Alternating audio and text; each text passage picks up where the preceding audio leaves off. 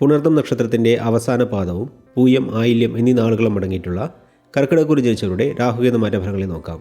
ഇതുവരെ അനുകൂല സ്ഥാനങ്ങളിൽ സഞ്ചരിച്ചുകൊണ്ടിരുന്ന രാഹുവും കേതുവും 2025 മെയ് 18-ാം തീയതി 2-8 ഭാവങ്ങളിലേക്ക് മാറുന്നത് കർക്കിടകക്കുറുകാർക്ക് പൊതുവെ ദോഷഫലങ്ങളെയാണ് നൽകാൻ പോകുന്നത്. അനാവശ്യമായ ചിന്തകൾ ഒഴിവാക്കുകയും ആത്മവിശ്വാസത്തോടുകൂടി പ്രവർത്തിക്കുകയും ചെയ്യേണ്ട സമയമാണിത്.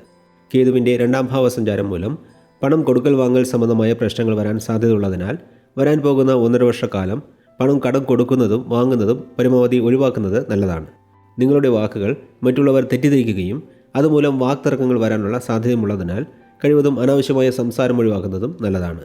പഠനം കഴിഞ്ഞ് ജോലിക്ക് ശ്രമിക്കുന്നവർക്ക് ജോലി ലഭിക്കുമെങ്കിലും ജോലിഭാരം പൊതുവെ കൂടുതലായിരിക്കും. ചിലർക്ക് അപരിചിതമായ സ്ഥലങ്ങളിൽ ജോലി ചെയ്യേണ്ടതായിട്ടുള്ള സാഹചര്യമുണ്ടാകും. സ്വന്തമായി തൊഴിൽ ചെയ്യുന്നവർ ജാതകം പരിശോധിച്ച് ഇപ്പോൾ നടക്കുന്ന ദശാപഹാരങ്ങൾ അനുകൂലമാണെങ്കിൽ മാത്രം പുതിയ നിക്ഷേപങ്ങൾ നടത്തുകയും സംയുക്ത സംരംഭങ്ങളിൽ പ്രവേശിക്കുകയും ചെയ്യുന്നതാണ് നല്ലത്. 2-ാം ഭാവത്തിൽ കേതുവും 8-ാം ഭാവത്തിൽ രാഹുവും സഞ്ചരിക്കുന്നതിനാൽ കുടുംബത്തിലുള്ളവർ തമ്മിൽ ഇടയ്ക്കിടെ അഭിപ്രായ വ്യത്യാസങ്ങളും കുടുംബാംഗങ്ങൾക്ക് ചെറിയ രീതിയിൽ ആരോഗ്യ പ്രശ്നങ്ങളും ഉണ്ടാകും. ഈ കാലയളവിൽ കർക്കിടകക്കുറുകാർക്ക് ആരോഗ്യ പ്രശ്നങ്ങളും അലർജിയും ഉണ്ടാകുമെങ്കിലും അത് നിങ്ങളുടെ ദൈനംദിന ജോലികളിൽ തടസ്സമുണ്ടാക്കുകയില്ല.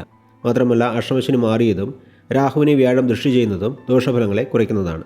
മൊത്തത്തിൽ നോക്കുമ്പോൾ വരാൻ പോകുന്ന രാഹുകേതു മാറ്റം മൂലം ചില പ്രശ്നങ്ങളെ നേരിടേണ്ടി വരുമെങ്കിലും ജാതകരീതിയിൽ നടക്കുന്ന ദശാപഹാരങ്ങൾക്കനുസരിച്ച് പരിഹാരങ്ങൾ ചെയ്യുന്നതിലൂടെ ദോഷഫലങ്ങളെ കുറയ്ക്കാൻ സാധിക്കുന്നതാണ് എന്ന് പറഞ്ഞുകൊണ്ട് കർക്കിടകക്കുറി ജനിച്ചവരുടെ രാഹുകേതു മാറ്റഫലങ്ങളെ ഇവിടെ നിർത്തുന്നു.